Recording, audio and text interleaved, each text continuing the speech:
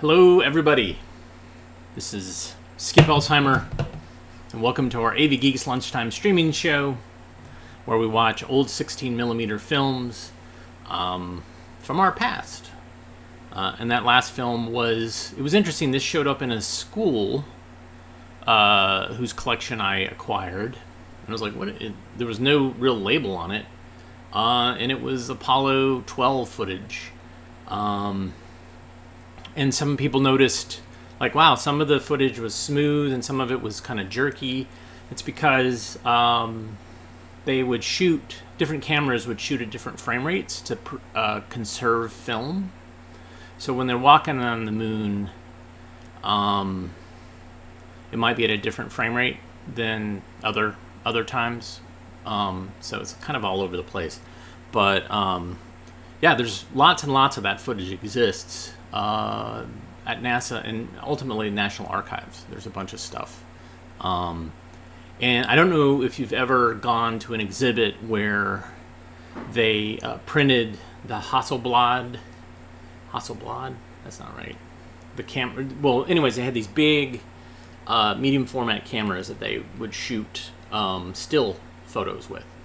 And I saw an exhibit. Was it the Air and Space Museum? But it was basically prints made from those original negatives. And they were stunning. It was amazingly sharp. Beautiful, beautiful footage and stuff. And what we see is oftentimes a copy of a copy of a copy. So if you're ever in that part of town, or if you ever hear about like some of the original seeing some of the original prints made from the original negatives, check it out because it is really beautiful. Anyway, so we watch old 16mm films, and you guys seem to like watching them, so I guess that's what we're going to do. Now, there's a couple of films that I've got queued up here where I'm surprised I haven't shown them. So this next one, it's totally possible I might have shown this one, and the reason why is because I love showing this film. and I just looked in the notes and I was like, I don't think I've shown this. I think this one fell through the cracks. But if I had shown it and just not documented it, it would have been shown a long time ago. And this is a great film made by Cornet Films. And it's made for girls. And it's on how to get dates. Now, what's interesting is there's another film, Are You Popular, that came out around the same time that warns girls about getting too many dates. So there's this weird kind of thing. And Kay seems to be constantly on the hustle for getting dates. It's outrageous how many dates she wants to get. So here's more dates for Kay. And I apologize if you've seen it before, but it's so great. Here we go.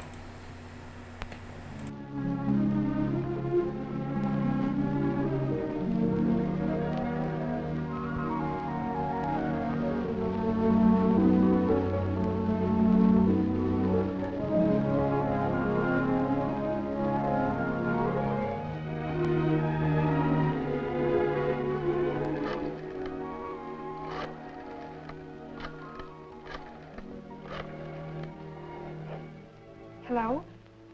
May I please speak to Mary? Oh, it's you, Mary. This is Alice. Look, are you going out anywhere tonight? Why, I don't care much about going out. I know. I don't have a date either. Would you like to go to a movie? Well, thanks, Alice, but I don't feel like it tonight. Sure, but... Well, no, I just don't feel like it. Bye.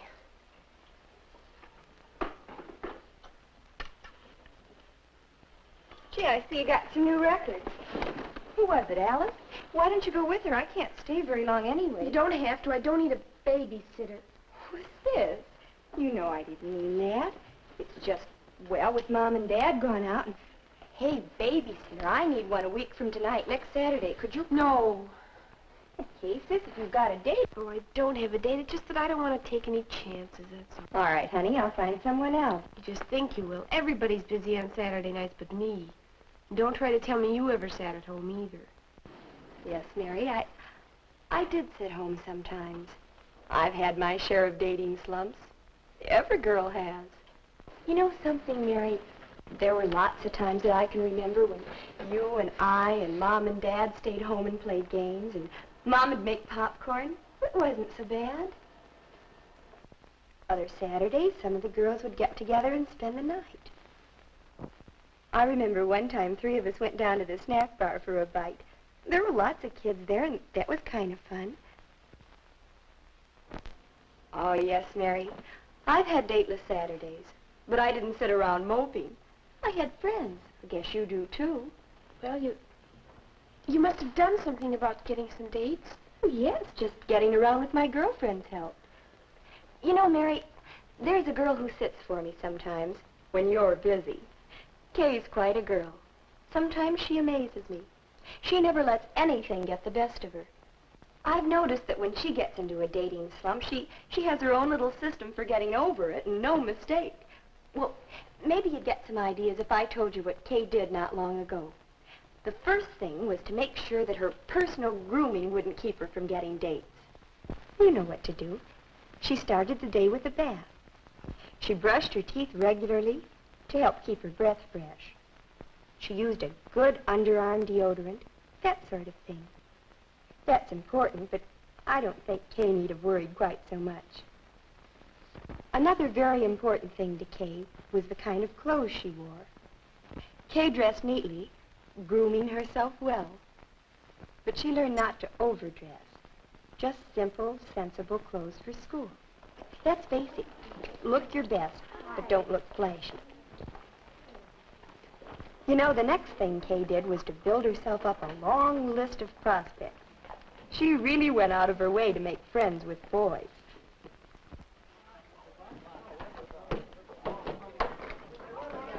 Oh, Ellen, can you get my history book down for me up there? Yeah, sure. Thanks a lot, Ellen. Okay.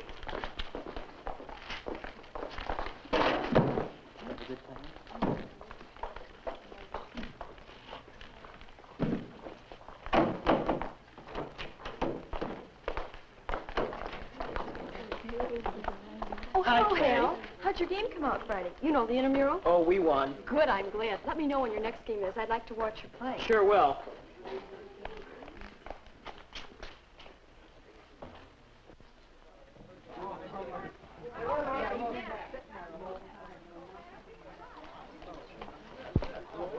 Hi. Well, okay. Oh, hi, Chuck. I didn't notice you sitting there. Did you get your reading done for today? Uh-huh. Wasn't that an awful assignment? I didn't translate one page of it. The one on 90...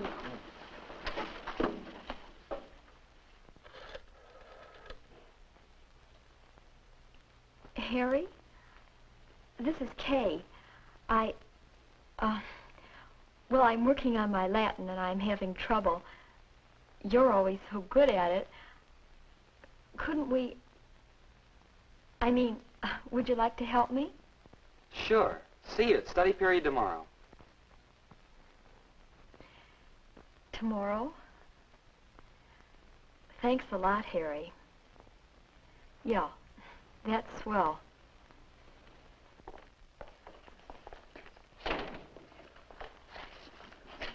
Oh, excuse me, Kay. I'm reading here. I didn't I'm see all this- right. What are you reading that's so interesting? Oh, just a story about a dog. Oh, I'd like to read it. Can I borrow that magazine when you're through with it? Sure, glad to. Do you have a dog? No, we can't keep one where we live. Oh. Say, you know, Butch would like you a lot. He goes for men. Butch? Oh, your dog. I've seen you walking with him. Are you going down this way? Yes, I have to talk to Miss Green. Oh, come along with you. Swell. Well, as I said, Kay got busy making friends with everyone, particularly the boys, and letting them know she was fun to know.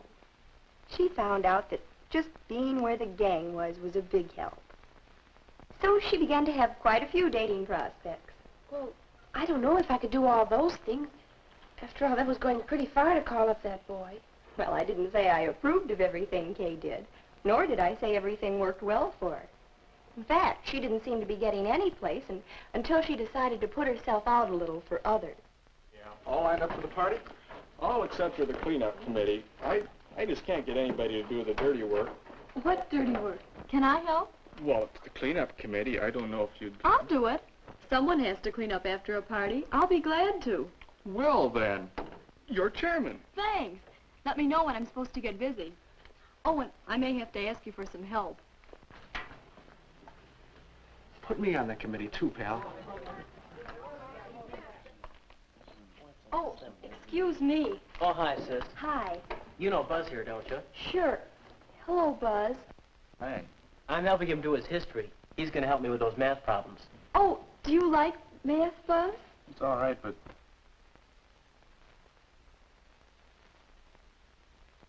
I'm going to fix myself a snack. Anybody else care for a sandwich? Well, sure, that'd be swell. Thanks a lot, sis. All right. Anyway, getting back here, it says, no man should continue to give himself to another man called king. Yeah. Do you think we'll win the game Saturday? Maybe. It'll be a close game. It'll be an exciting one. Yep. I hope I can go. Yeah. Would you like to go with me? Why, yes, Buzz, I'd love to. That'd be Well, do you swell. get the picture? Kay got a response from such a shy dear as Buzz by being helpful. So she tried out helpfulness whenever she could. You know, doing things for people, taking an interest in them. Hello. You're new Hi. here, aren't you? That's right. I'm Kay Stratton. Oh, glad to know you. My name's Valerie Williams. Oh. Listen, do you eat lunch next hour? Mm-hmm. Good, so do I. I'll take you down the cafeteria and show you around. Well, I'm eating with my brother. Your brother? Swell, I'll show you both Oh, around. good. Hi. Listen, I met a real cute girl. I know you'd like her. Yeah? Who is she? Valerie Williams. Maybe you've met her brother. Yeah, he's a pretty good guy. Say, you would be wanting a date too, would you? Could be. You know, grooming and cleanliness and letting the boys know you're around, those things are all important. But it's the friendliness and interest and helpfulness that really count. Well, as I said, Kay's an amazing girl sometimes. Yes, she really has something. Of course, that's only the beginning. Now, for example, just getting out on that one date with Buzz gave Kay chances to get other dates. I bet she kept working on her other prospects, too. Could be. Anyway, she's usually busy. Oh, once in a while I can get her to sit for me, but she has her share of dates, too. Oh, my goodness. Now I do have to get going.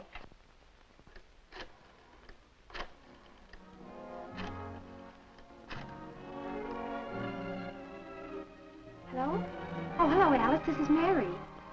Well, I just decided that I really would like to go if you and Joan are still planning. Oh, good. And maybe Dolly would like to. Uh-huh. Say, how about cooking up something for Saturday night? Some dates, I mean. Oh, I've got loads of ideas.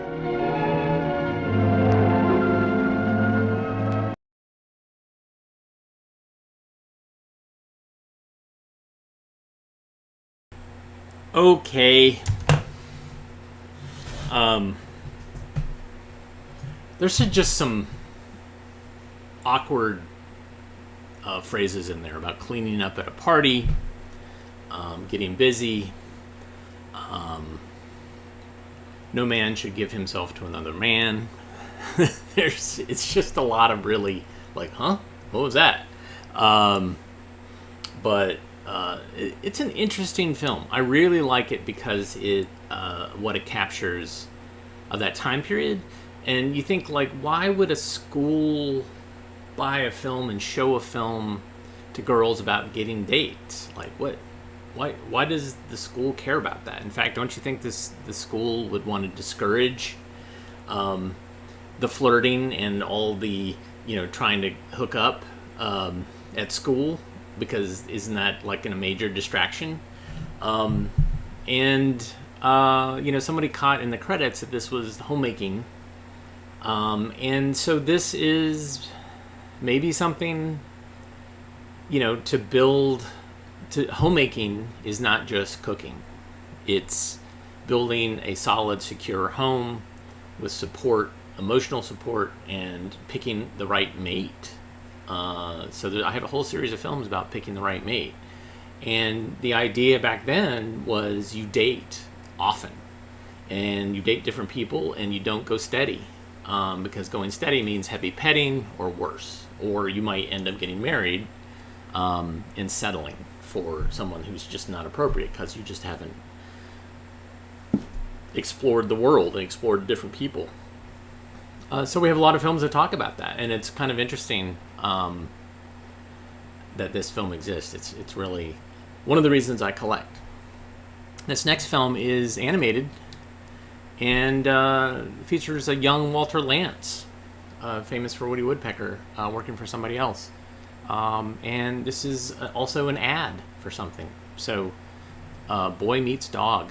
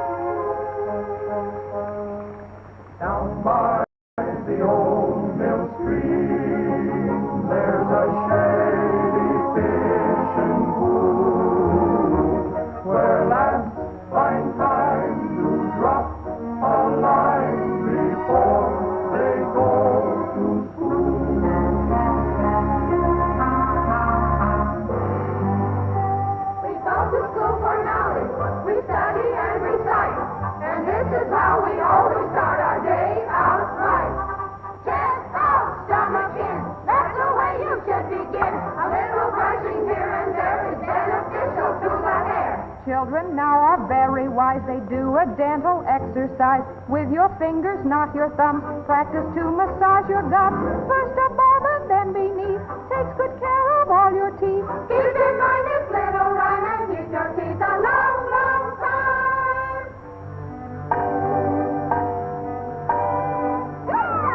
School's dismissed. Let's get a picture of Noah's son. Oh, boy, a nice dog.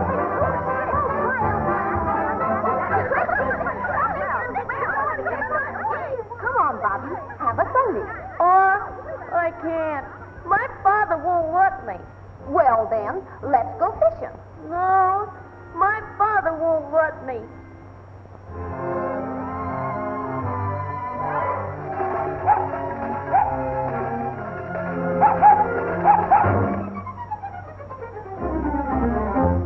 Oh, gosh. Oh, gee. You're cute as you can be. You poor little dog. You come on home with me.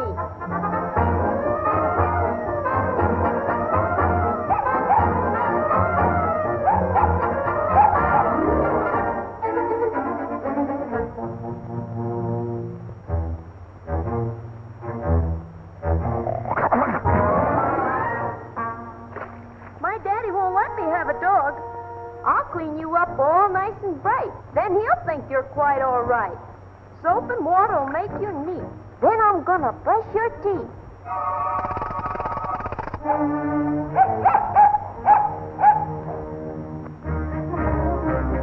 Brush your teeth twice a day. Keep away all tooth decay. And like my other little chums, you also must massage your gums.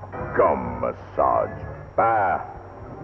I told you never to bring a dog into this house. Get that mutt out of here. Get out of here. Get out of here, you. You go to bed without your supper. Then maybe you'll learn to obey your father. It's time you grew up and quit acting like a baby. I don't know what's the matter with that boy. Why, when I was a boy, I learned... Oh! Whoa! Well...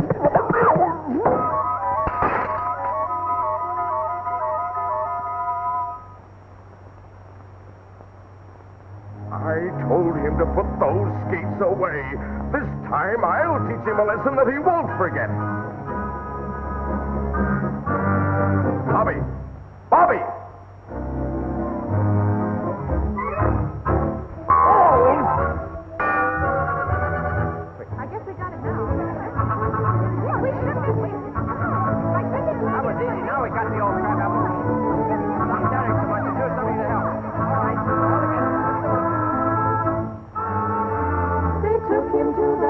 of gnomes where elves and pixies have their home. And in a very little while the father will come up for trial.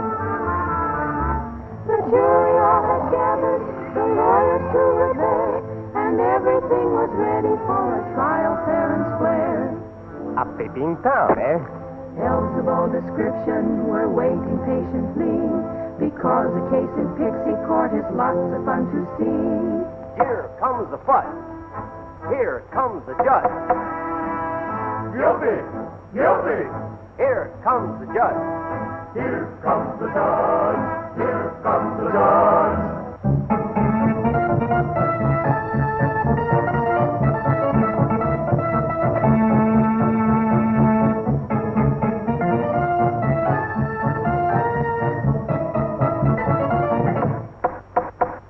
The prisoner is charged with being neurotic and erratic. He's very childlike in his views. He's also charged with static. He's nervous and perfidious. His knowledge is insidious. In fact, his manner with his boy is absolutely hideous. Excuse me. I'm going to serve you. I'll smash you. I object. We all object to the lies about our client. He hasn't got a childish brain. The man's a mental giant.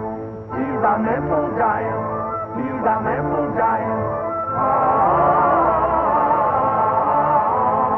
Order, order! Call the first witness. Call the first witness.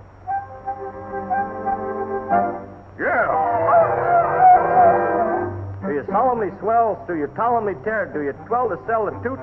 Oh, let it go, let it go, let it go. Tell in your own words what the defendant did. He said he hit him. He said he kicked him. He said he hit him, and then he kicked him. Order, order! What's the matter here? You can't do that. What's the idea here? What?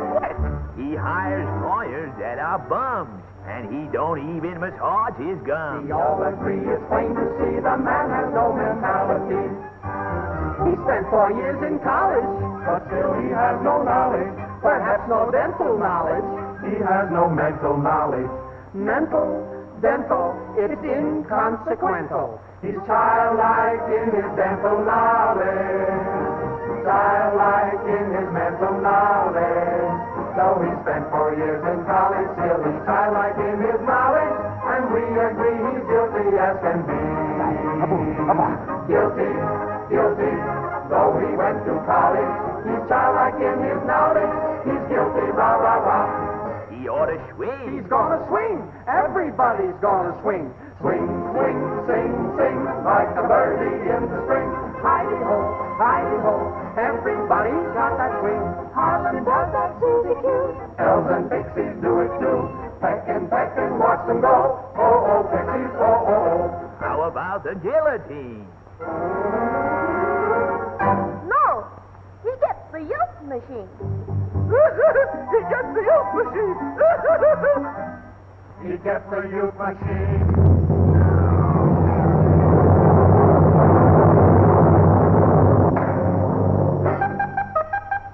Time marches backwards.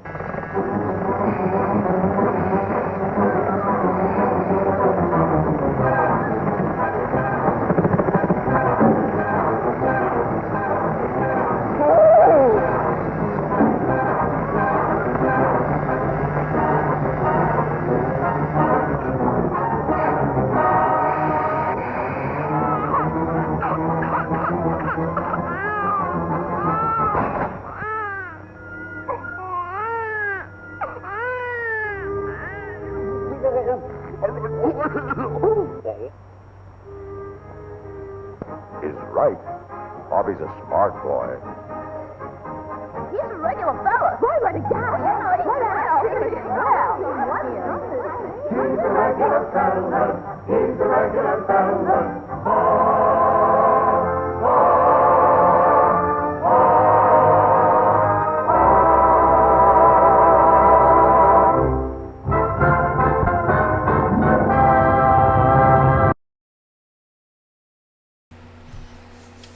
So,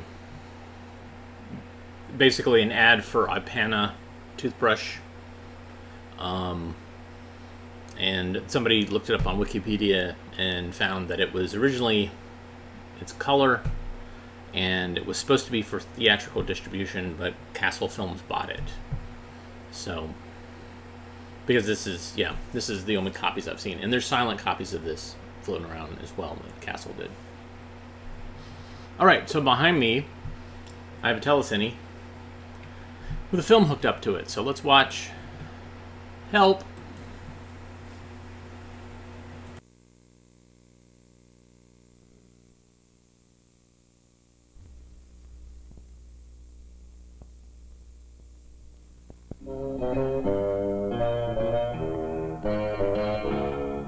Most of us feel we belong in a neighborhood or a community. Many of us have feelings of pride that we're Texans or Iowans or Californians. We all think of ourselves as citizens of the United States, just as French children feel their ties to France and Japanese children to their island homeland. Once in a while, all the people on Earth feel that there are ties that bind them all together. Sometimes, people everywhere are happy and excited by the same thing, as when Earthlings made their first successful journey to the moon.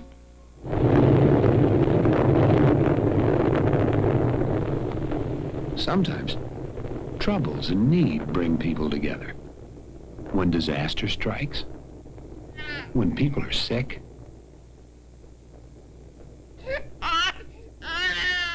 when people need help to grow food, or need better houses and schools. People from all over the world help to set things right.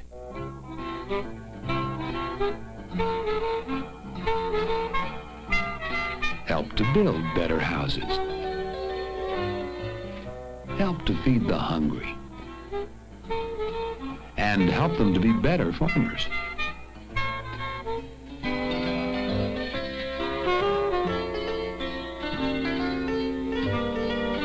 Fighting diseases that once killed millions. Building dams so land can get water to grow crops and more homes can have light and power. And teaching people how to read and write.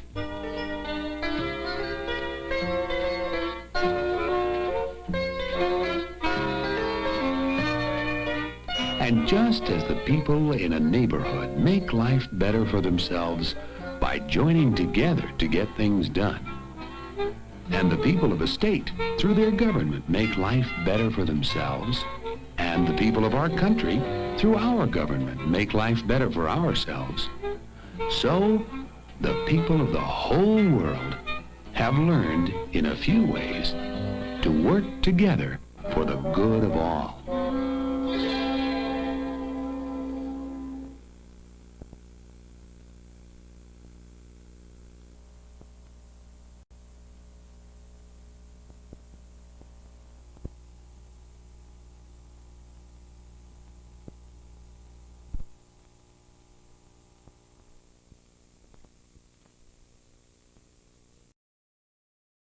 Well, that was short. Yeah, so that's what Help is. And this is a social studies film. So it's been shown during social studies. The social studies, you would learn about lots of different things. You would learn about people in your neighborhood, people in your community. You'd learn about your state. You'd learn about laws. You'd learn about government. You'd learn about the world. You learn how to interact with people. So it's a kind of a general, before we start learning about geography and then we start learning about history and learning about other things, this is a way to kind of introduce you to that. And I'm guessing that would have been a third or fourth grade film, maybe. I'm not sure. Anyways, the one thing that I am sure about is that they do not want you to rewind. Notice, please do not rewind the film. Thread carefully on white leader provided for that purpose. Be sure the film is fitted accurately on the sprocket teeth, check threading before operating projector. Stop immediately if any irregularity is detected. Stop immediately if the sound is not perfect. Return this slip with this film. Do not mend with Scotch tape.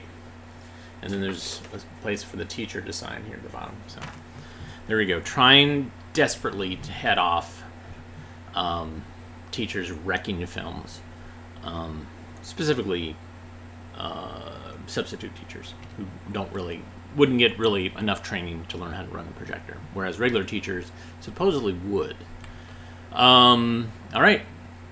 This film is made by Walter J. Klein, who was a filmmaker based in North Carolina, in Charlotte, North Carolina. He had an advertising company, and he's responsible for advertising Chimney Rock, Texas Pete, and some other clients, including, I think he started with marketing early south of the border. But I met him. He was retired. His sons were running the business. And he used to make a bunch of what we call sponsored films. So he would basically come up with the idea with a film, or his sons would. They would put together a proposal, and then they would shop it around to different sponsors and say, all right, this film is going to be shown on television, this film is going to be shown in classrooms, and you'll get advertising for this. So if you can put forth this much money, this is advertising, and you'll also be teaching people about different concepts. And in this one, it's school bus safety. These are the guys who did Big Yellow Fellow, and this is another school bus film, Good Morning, Mr. Johnson, and let's see who the sponsor is.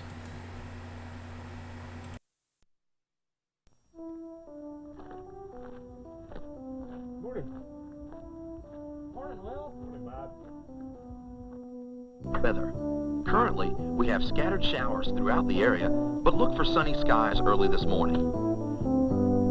Down to the low 60s tonight. I'll be right back with...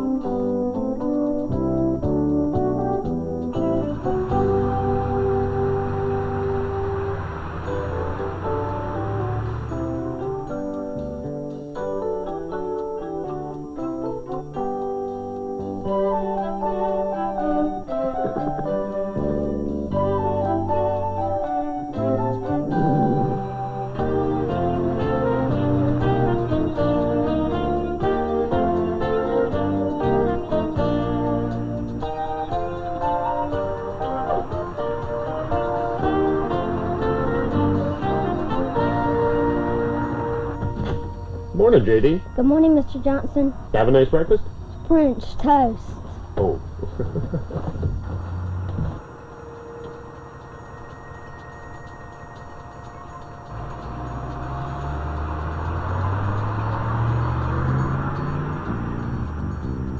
Good morning, dear. Good morning. Good morning, Betsy. Karen, wake up. You're going to be late for the bus.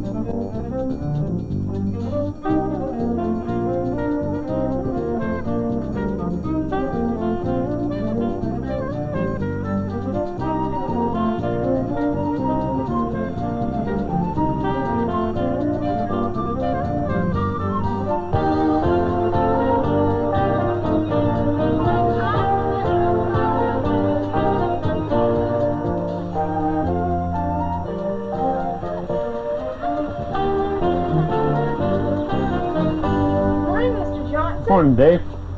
Long before my bus passengers woke up this morning, I got up, dressed, ate breakfast, and got on my way to school. I've been driving buses for 18 years, in the same system where I went to school as a child. Good morning, Mr. Johnson. Morning, Bob.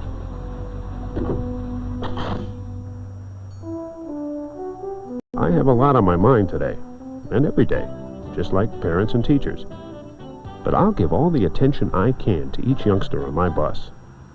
What's on my mind is the quality of my driving, and what's happening on the road and on my bus this morning. What's on my mind is safety.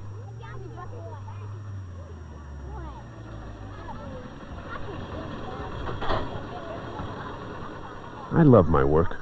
I enjoy these children. Some I've known 3 or 4 years. Okay, kids, no crowding or pushing on the steps. Yes, sir. Yes, sir. Good morning, Mr. Morning. Johnson. Why do I remind you not to crowd or push? Because I might fall down and get hurt. Right. They're quick learners, because they see the right and wrong ways of riding the bus 10 times a week. Why do I tell you to sit down the minute you get on our bus? Because I might fall when you start up. Right. They know to sit down right away and stay seated. They know it's best to be quiet and not get into any horseplay that might distract me. What do I do when there's horseplay? You stop the bus. Right again.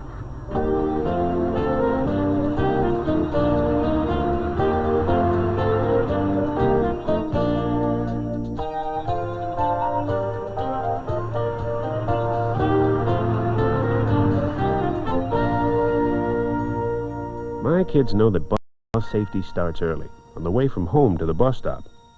They stay well away from the road, facing traffic, or on the sidewalk. They wear light-colored clothing or reflective material.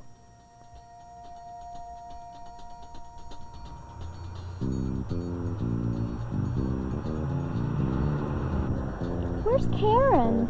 Uh-oh, here comes the bus.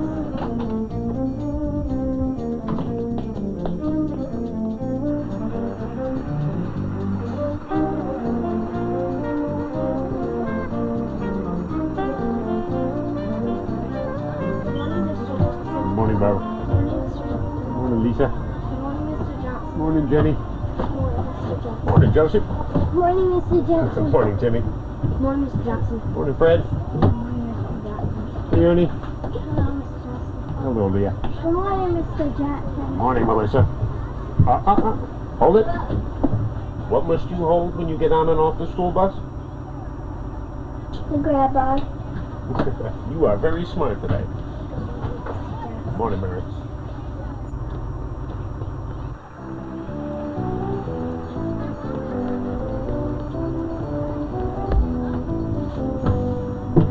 Is it safe to run to the bus when you're late? No. I'll wait for you. So don't run across the street anymore, okay? Okay. And if I have to drive off without you, that isn't too bad. It's better to be late to school or not even come. Or run in front of a car and get hurt, right?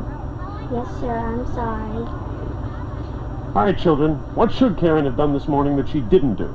Walk across the street, don't run. Get up earlier. Eat a good breakfast.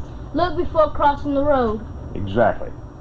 All of us need to get up in plenty of time to eat a good breakfast without rushing. Then to get our books and lunch and clothing together, and say our goodbye to our family, and walk to the bus stop and line up in plenty of time before I drive up. Right? Right.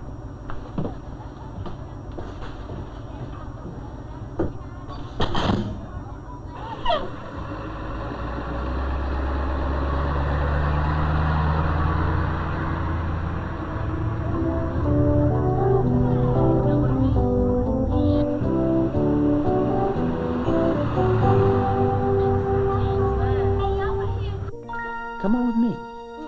The bus isn't here. I'll take you in my car. It's right over there.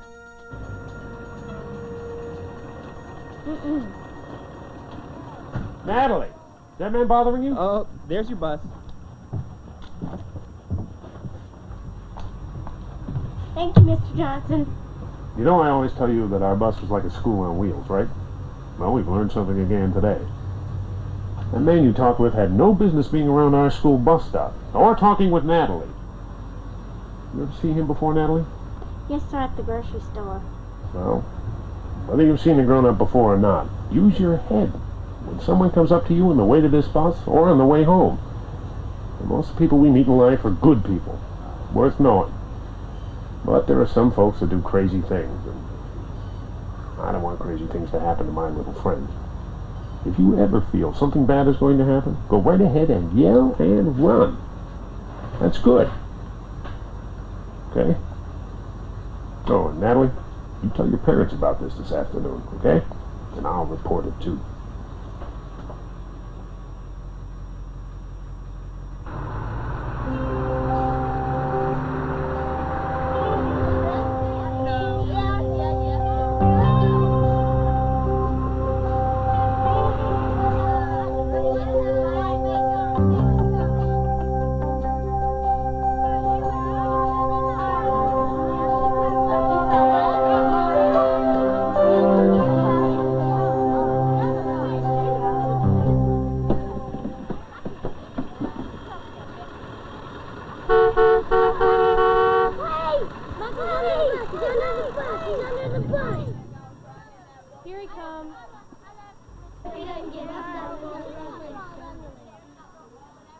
Michael, don't ever crawl under the bus.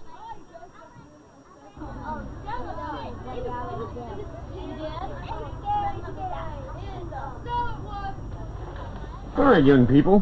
What did you just see? That boy kicked his lunchbox under the bus. Then he crawled under the bus. He shouldn't have done that. The kids told the driver. And the driver came out of the bus. You are all very good students this morning. So, we saw a bad thing happening, and we saw good things happening, didn't we? Now, the boy should never have crawled under the bus. Why? The bus could run over him. Yes.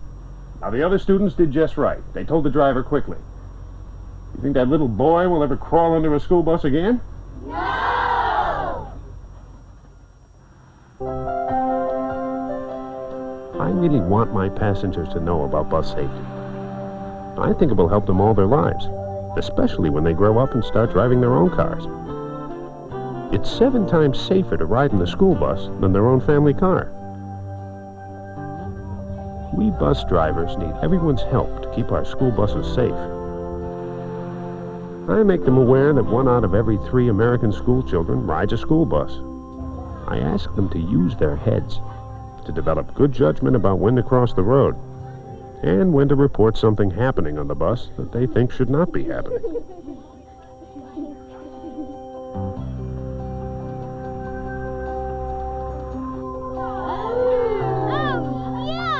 Mr. Johnson, Johnny spilled the bubbles.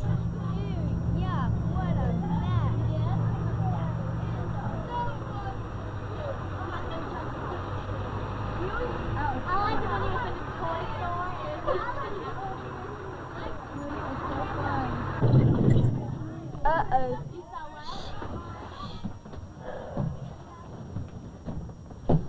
Now, we are losing important minutes because of this little problem. So that is a very good reason not to play with things on the bus that can cause a problem. This floor of ours needs to be kept clean and dry all the time, doesn't it? Yes, sir. Inside, folks. You can get hurt very badly sticking your hands and arms outside the window. Don't even stick the tip of your finger out. Could you give me some more bubbles? Nope. We only stop where we're supposed to. And we mustn't let our things get in the way. We might stumble over them and fall. Now, we know that, don't we? Yes!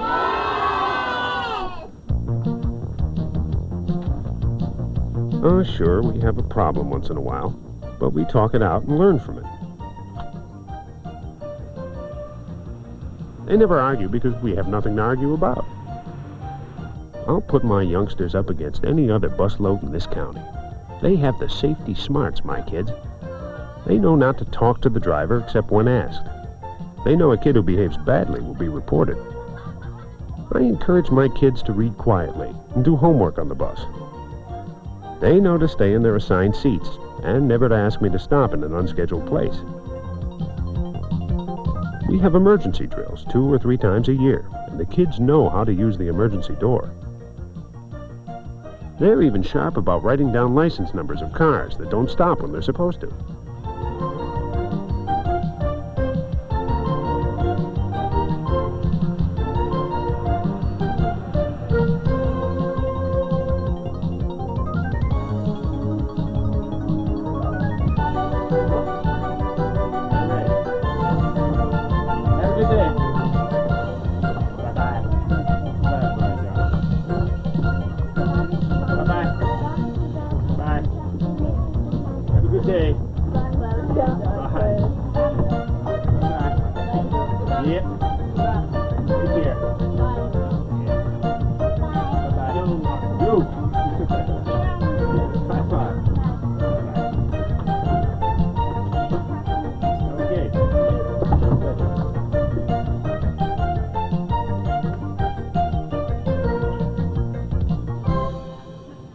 Karen?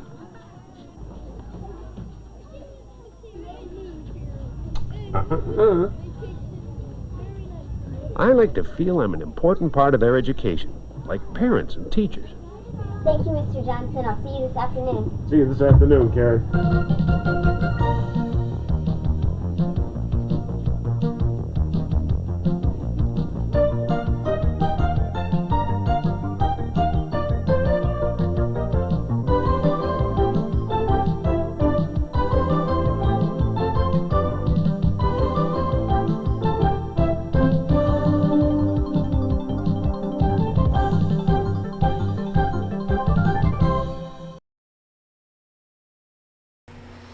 Thank you, Mr. Johnson. Thank you, Walter J. Klein. And thank you, Little Debbie. So I rode the bus a lot. I didn't have a car until my sophomore year in college. So, and I lived kind of a rural part of North Carolina, so I took the bus a lot. And the thing with the bubbles, really, it's if somebody barfed. Because that would happen maybe once a year in grade school where somebody would throw up. And what would happen is the barf would roll under the seats and it would stink and it would just be, the worst. And so then any kid that had like really poor gag reflexes or like a hair trigger, they would also start retching, and it could potentially cause a chain reaction of disgustingness. And it wasn't bubbles that was causing it, so it was really gross. All right, last film. We're going to run a little long, but that's okay. This is Forrester versus Forrester. And so this film and Boy Meets Dog and Magnificent Major, all of them were on a compilation in a show that I did called Courtroom Classroom, where they use courtroom settings to get their point across about whatever educational thing they were trying to get across. So this is Forrester versus Forrester. See if you can figure out what this court case is really about. The case before this court is the matter of Forrester versus Forrester. A cause of action involving an interference with an advantageous contractual relationship.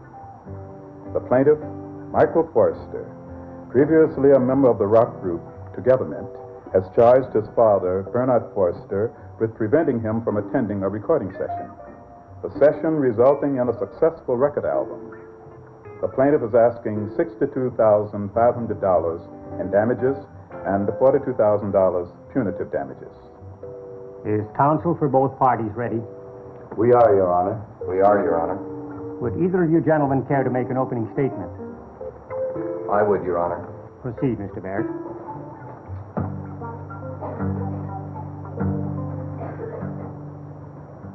Your Honor. Ladies and gentlemen of the jury, as you can well imagine, it's not an easy thing done to bring his father into court. Unusual? Perhaps, but not without reason. We intend to show what little regard Bernard Forrester had for his son. The attitudes toward Michael's friends, his restrictive environment at home, Mr. Forrester's constant badgering to succeed on terms Michael couldn't accept. Michael Forrester is an individual and is entitled to his own outlook and goals in life. Mr. Forrester refused to accept this. To some of you, this may seem just another example of the generation gap. Well, that may be. But when Mr. Forrester denied Michael the right to pursue his own chosen career, he went far beyond the responsibility of a parent. Thank you. Mr. Jones, would you care to address the court? Yes, thank you, Your Honor. Mr. Barrett's last statement troubles me.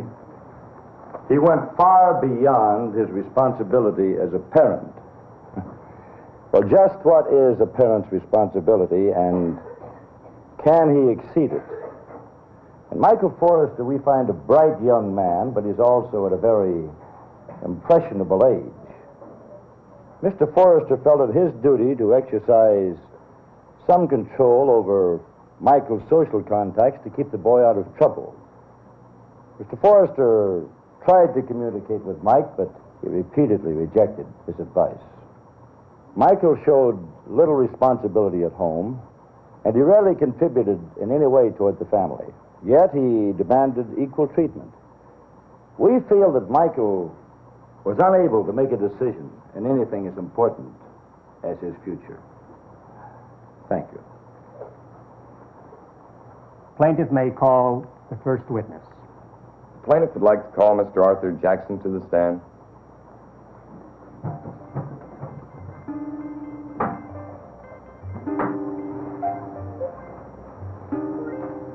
Do you swear to tell the truth, the whole truth, so help you God? I do. Be seated.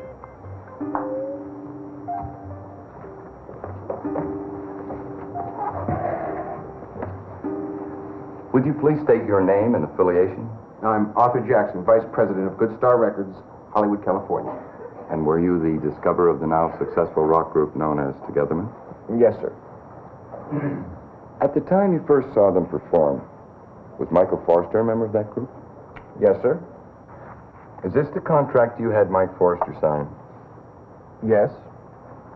Your Honor, I would like to offer this agreement between Michael Forrester and Good Star Music into evidence. You may enter Plaintiff 1 into evidence. Yes, Your Honor.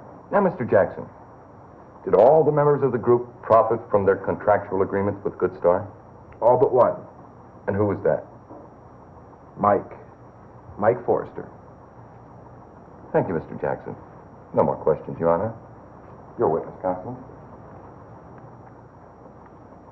Mr. Jackson, Michael Forrester had missed group obligations before, hadn't he? Sure, everybody missed a couple. But you didn't drop him from the group. No. Was Mike the best performer in the group? Well, no. Not really. Well, would the group have been just as successful without Michael Forrester? Objection, Your Honor. Michael's talent is not the issue before this court. Objection sustained. Did your contract allow you to replace a man on short order? Yes, sir. The group knew that going in. Well, then, it appears that you had contractual right to replace Mike. Got nothing to do with it, man. It's nothing at all to do with it. I'll have no such disturbances in my court. Sit down. No further questions, Your Honor. Now, Miss Dobbs, you're a member of Togetherman, aren't you? Yes, that's right. Up until recently, you and Michael were very close, weren't you? Yes. Mike confided in you? Yes, he did. Did he say Mr. Forrester was hard on him? I think so. Such as? Mr. Forrester always made Mike feel small. He didn't understand or appreciate Mike. How did he make his feelings known? He always told Michael that if he didn't shape up, he'd never make it. What was Mr. Forrester's idea of making it? Oh, you know, the usual hang-ups. Money, power, possessions. And did these coincide with Michael's idea of making it? No way. Mike wanted freedom. He wanted to do something with his life. He wasn't interested in things. Did Mike hate his father? No. Actually, I think Mike loves his father. He just never got anything from him. Thank you, Miss Dobbs. Your witness, counsel. Isn't it true that you and Mike were more than just close? What do you mean? I think you know what I mean. Let me put it this way. Weren't you the cause of Mike staying out till 3 or 4 in the morning? Objection, Your Honor. I don't see the relevance here. Objection sustained. Did you have a curfew? Were you required to be home at any certain hour? Well, sometimes. Sometimes, I see. Did Mike have a curfew? Yeah, he usually had to be home by 1. Well, if you were aware of this curfew, why did you encourage Mike to break it? Well, I just thought it was time Mike stood up to his old man. I mean, he isn't a kid anymore. Do you ever stop to think that Mr. Forrester might be pacing the floor, calling hospitals, checking accident reports while waiting for his son to come home? No more questions, Your Honor. Now, Mrs. Townsend, as the Forrester family housekeeper for many years, you were in a good position to see if a generation gap between Michael and his father existed. Was there such a gap? I would say so. How was their communication? Did they talk to one another? Not often. Did Mr. Forrester place excessive demands on Mike? He was hard on him sometimes. But he used to tell us how he had nothing when he was young, and the only way to make it was to be tough on yourself. Did his father encourage his talent? Not really. It really would hurt me the way the mister would make fun of Mike and ask him how he was going to support a family. Thank you, Mrs. Townsend. No further questions, Your Honor. Did Mike obey his father's wishes? Sometimes. Sometimes.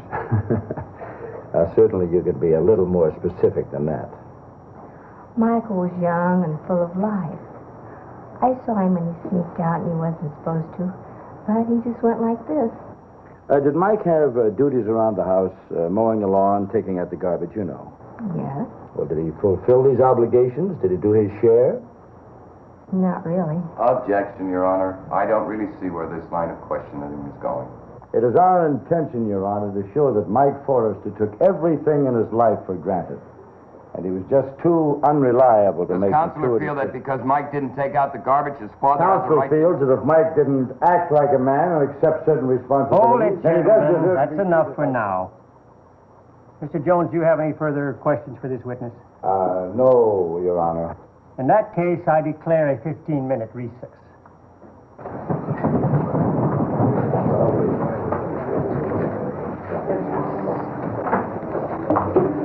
Well, we've got him right where we want him. We'll be able to put him away after we... Cut it out, Elmer. If it is what you wanted, isn't it? Teach him a lesson? I said that's enough. I'm sorry. Where do we go from here? Well, Barrett will call a couple of more witnesses, and then it'll be our turn to take over. How much longer is this going to take? This thing's really getting to me. Well, we have 3 more witnesses scheduled, and your father will get his chance. The whole thing's so open. I mean, the questioning of Janet and all. Any regrets? Some. The defense may call its first witness. The defense will only call one witness, Your Honor. The defense calls the defendant, Bernard Forrester. What is your profession, Mr. Forrester? I'm a stockbroker. Oh, and does this take a great deal of time? Unfortunately, yes. Well, why do you say unfortunately? I find little time left for the things I enjoy. Well, your boy has implied that you want to work, and work is the only thing you really care about. Well, he's wrong. Well, kindly tell the court what else is important to you. Among other things, my family, and of course, my son, Michael. You've been accused by several of Michael's friends of coming between their friendship. If you did you do so knowingly? Perhaps. As a parent, I had misgivings about some of Mike's friends. I told him I thought it would be a good idea. Oh, come on, Dad! You locked him out of the house. You wouldn't even let me see him. Michael, we'll have no more outbursts like that in my courtroom. Counselor, please control your client. Please continue. Mike just doesn't understand what being a parent is like. I'm responsible for his safety, for his education, his morals. Your Honor, if Mike gets into trouble, who do you hold responsible? Mike said that you never took time to listen to him. Mike always wanted to argue. So whatever position I took, he would always take the opposite. It got so that we could never talk without anything, that there wasn't an argument. As far as Mike was concerned, I hadn't anything to offer. Well, you've been accused of placing impossible restrictions on Michael. If I didn't care about him, I wouldn't have placed any restrictions at all. That would have been the easiest thing to do. Today, you see so many parents who don't care where their children are or what they're doing. Well, regarding Mike's music, do you feel he showed any talent? Yes, but not enough to base a life on. I wanted Mike to have a good, solid perspective on life before he undertook what I felt was a narrow, terribly risky career. Thank you, sir. No more questions, Your Honor. Mr. Forrester, did you ever use material things to control Michael's future? How do you mean? Hold back the use of the car? Not let Mike watch TV? Sure. I wanted him to be the best darned Michael Forrester he could be. I didn't want him to settle for seconds. If that meant I had to restrict him, I did. Did you make every effort to mold Mike into your own image? Look, every father wants his son to be like him to some extent.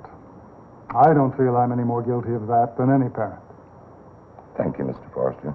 No more questions, Your Honor. Mike, do you think your father understood you? No, not really. I don't think he ever tried. What do you mean by that? Well, he never had any time to listen. Did your father ever praise you at anything or offer you encouragement? Only in things that he wanted me to do. Never in anything that I wanted to do. Did you ever discuss meaningful things like politics? You didn't discuss with him. You listened to him. He's always saying that I was an idealist or that I was naive, that I didn't understand the way things really are. In your opinion, was he correct? No. Gotta be blind not to see the way things really are. I just want things different. I'm not ready to live my life like my dad's. You really think your father's quite a materialist, don't you? Don't you? Well, he's provided you with a nice home, car you can drive, television you can watch, closet full of nice clothes. I didn't ask to be born. My father brought me into this world. You don't really feel that you owe your father anything, do you? I don't feel I have a debt to pay, if that's what you mean. Well, I don't feel that you have a debt to pay in the traditional sense either. But do you ever make an effort to make your father's life just a little bit easier? How can I when he shuts me out of it? Well, maybe he feels you don't want to be a part of it. Thank you, Michael. No more questions, Your Honor.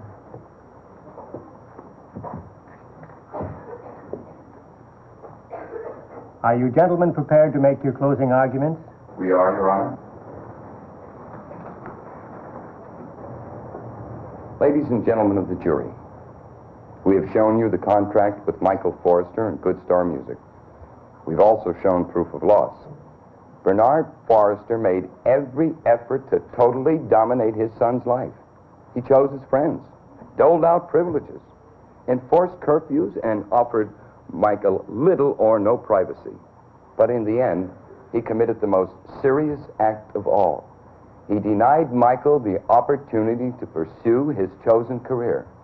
We contend that Bernard Forrester went beyond his obligations as a parent in controlling Michael's life. Now, my client has suffered damages, and we ask he be awarded these damages in full. Thank you.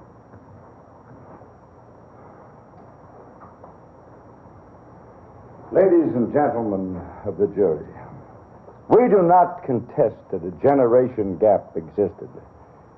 But as a parent, Bernard Forrester felt that he could guide his son and set an example for him.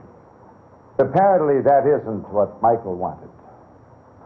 I ask you, ladies and gentlemen, was Bernard Forrester guilty of anything other than wanting the very best for his son as he saw it? I thank you.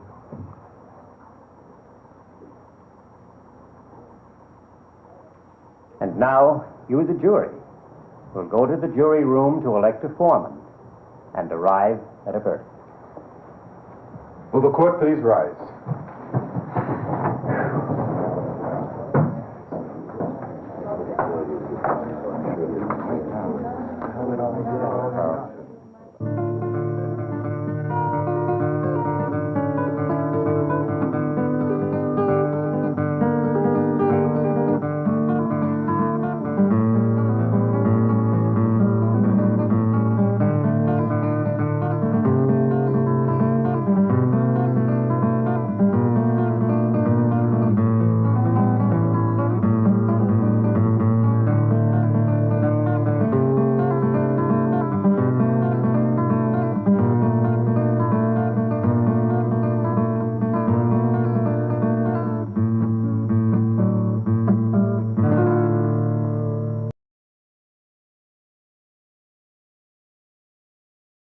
This is one of those high concept educational films that I feel like really doesn't land. Like, you know, if you sit and pay attention to it, it kind of gets its point across, but it takes a while to get there, and there's all the overhead of it, and I don't know. I appreciate it for what it's trying to do, but, you know, sometimes using a gimmick like this and sticking to the, like, well, we want to make it seem like it's a real trial, I think gets in the way of, like, trying to get the point across. So there you go. That's my take on it. But, you know, I'm just me. And you guys are just you. And thank you so much for your comments today and for tuning in today and your eyeballs. You can buy us coffee here to show your support and to keep us caffeinated and to keep us digitizing films, which we are doing all the time. So buymeacoffee.com/avgeeks is one way to support us. Another way is to go to avgeeks.com. We have DVDs for sale there and literally thousands of films that we put up there.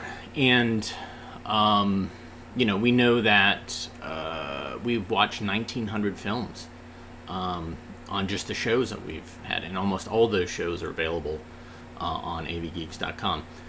Hit like or subscribe. Those are ways to like us and to say to the world, hey, these guys are interesting. You should do something with them. You can also, there's a notification bell. But thanks everybody for tuning in today on a Tuesday. Tomorrow is September. I can't wait because fall is my favorite time of year. And hopefully it will be a mild fall and not hot, but North Carolina doesn't work that way.